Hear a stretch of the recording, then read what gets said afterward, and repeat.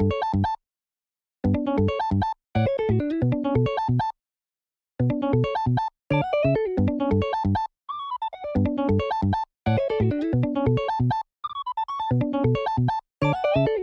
what's up, ladies and gentlemen? Good to see you again, and we've got another matchup against Bonney right here as we're playing the purple Luffy. And if I remember correctly, I got super greedy. I was looking at this starting hand, and I think I decided to keep this. It's extremely greedy in this matchup, but, you know, we do enjoy being greedy, and this deck can just punish if I'm able to get the God Curve. So I decided to stick with it. I believe, and I could be wrong about this, but I believe that I end up going second in this match because I won the dice roll. So going second, this hand is actually pretty decent. I'd love to see Eustace Kid whenever I'm going second. I want to ramp on my turn 2 and be able to play that down. But I do need to draw into a playable card for turn 3. I have Magellan in hand at the moment, but Magellan's not exactly what I want to be doing, especially because it does kind of put my opponent back on the even curve, which is usually a little bit better for Bonney. But yeah, he's going to start it off just one Dawn. Doesn't really get anything. We do draw into a 2k counter, being the Hitokiri Kamato. I'm happy that I at least have a little bit of, you know, counter power, and that's going to help me out as well, drawing into another 2k. I see that we picked up the Poly. Poly's not going to be really massive for us there, but I do end up ramping, and I choose to play out the Eustace Captain Kid. I want to have either, you know, Poly ramp me up for the following turn, or potentially Magellan, which also gives me a ramp, which is great. But the 5-cost Cavendish coming down onto the board right here is pretty annoying. I don't have any removal for that until I get to 9-cost Kaido. I did draw the 7-cost King, which is pretty fantastic though, so can't really complain about that. I get a Dawn -1, and then I get one of my Dawn back from the Eustace Kid.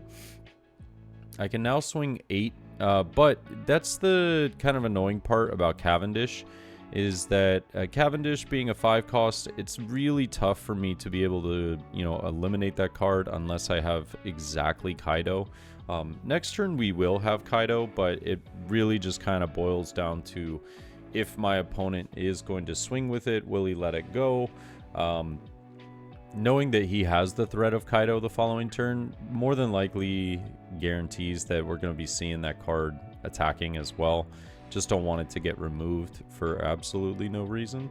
So he does get down a 6-cost Basil Hawkins here. Unfortunately, guys, I do apologize.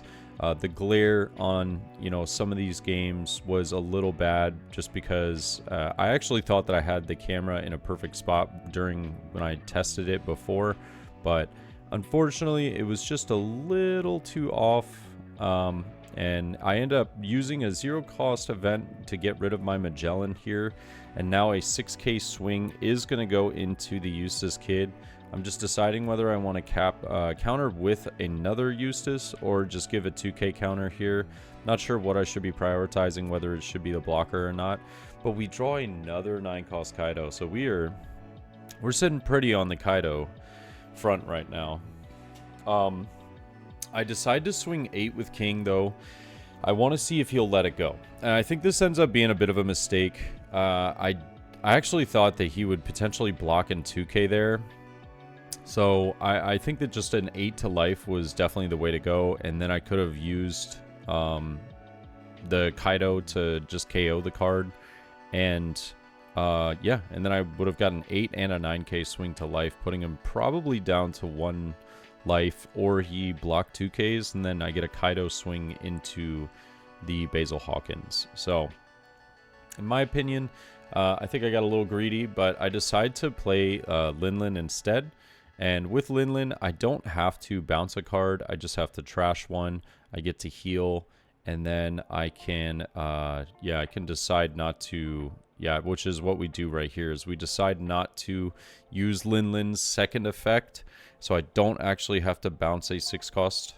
And we're just double checking, reading over it just to make sure, like, hey, are we crazy? I swear you can do that. And yeah, for sure, it definitely can, which is nice. I don't have to give my opponent a life, but in this particular scenario, it wouldn't have given him a life. It would have just rested my Eustace Kid because of the Basil Hawkins effect.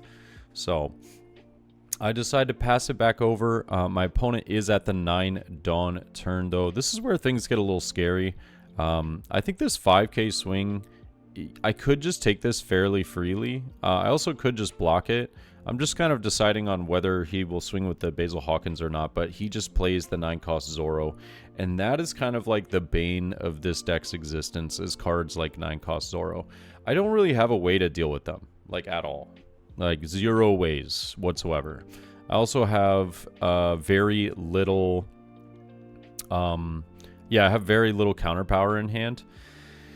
And I don't know, this is a weird turn. Like, I want to play down Kaido, but I also have, like, since my opponent is at 0 Dawn active, none of my characters are going to be rested. It might be a great time for me to, like, try and pressure my opponent's life as much as possible, potentially put him to 0. But it's kind of tough. I won't lie to you. It is kind of tough. I could play down the kid. I could play down Kaido. Get him to 0. Just not having removal for the kid is kind of tough. So I decided to go the route of playing down the extra kid. So he does counter out of this. And now I'm kind of thinking like, well, I could swing 11 into the Basil Hawkins. But if I do that, I more than likely just lose my whole board to Zoro. And that's, I don't know, it's kind of a tough choice.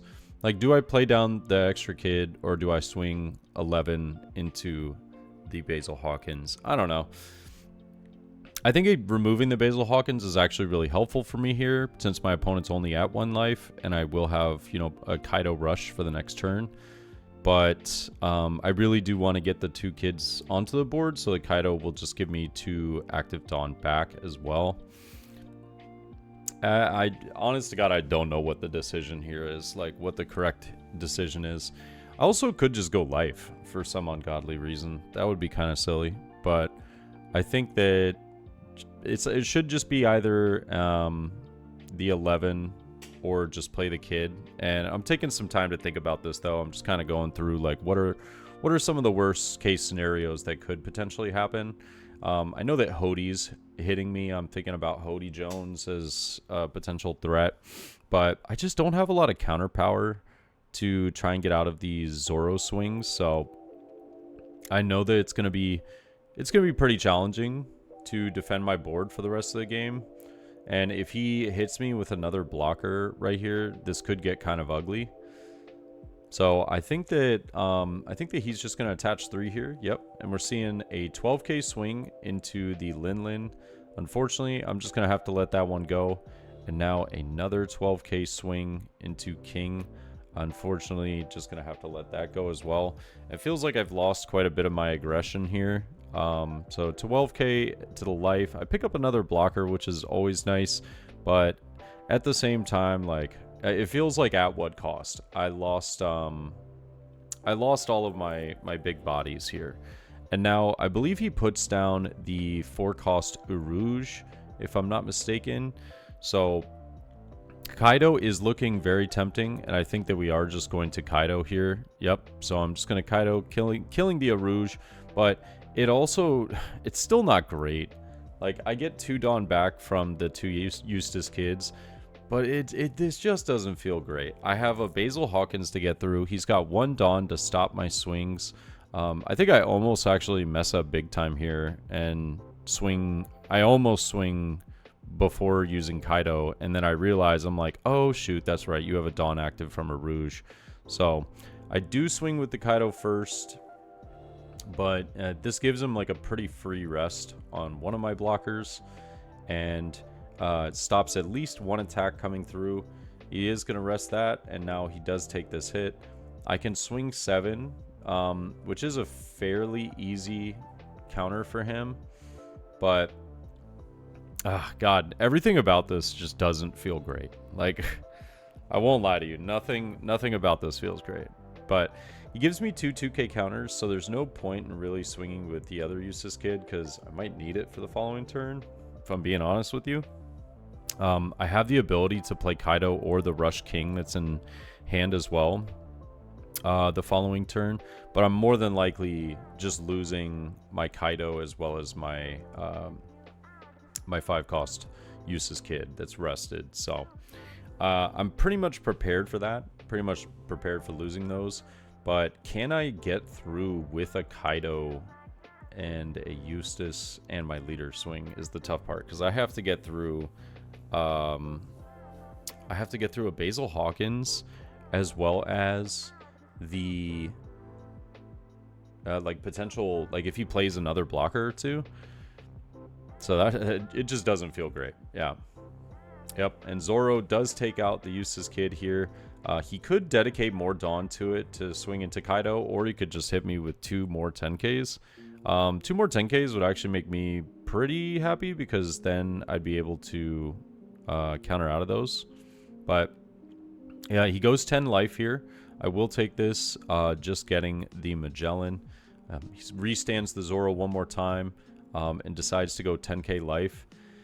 I don't think that I really have the luxury of blocking here. I think I just kind of got to go all or nothing the next turn. So I probably should just be taking this life. And yeah, I think I realized that. So a 5k swing. I'm also very aware that the odds of him swinging with Basil Hawkins here is super low, especially with him only having 6 Dawn left. No rush card that I need to be super afraid of. And he puts down a 4-cost Rouge and then a 2-cost Rosinante, restanding 1 Dawn from the Rouge right there. So that does not feel good. 2 blockers is pretty much like a nail in the coffin for me right here. I thought that it was probably just going to be 1 blocker and then leave a Dawn active or something like that, but this is pretty bad. I have to get through 3. I know that I can remove 1 with Kaido, but then the other 2 just block, and then I have to kind of pray that like a 10k swing gets through. Or not a 10k, excuse me, a 7k swing with my leader effect. I mean, it's not the worst thing, but it's definitely not great. I know that I also have to swing with the Kaido first before I play the second Kaido. Because if I don't, then he just rests that, and then we just have massive problems that we're dealing with. So I do have to start with the 10k first, get him to use that Dawn. So the Dawn is going to rest the Useless Kid blocker. He gives me the Rosinante block for the 10k. I will go ahead and use the Kaido. I get to return those 5, but I do get the 1 back, so I'm kind of banking on this 7k swing connecting.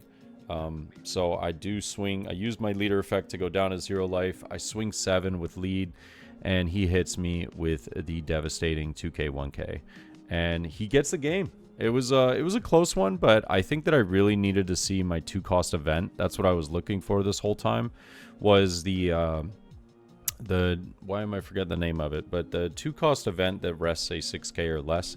I believe it's Sheep's Horn or something like that.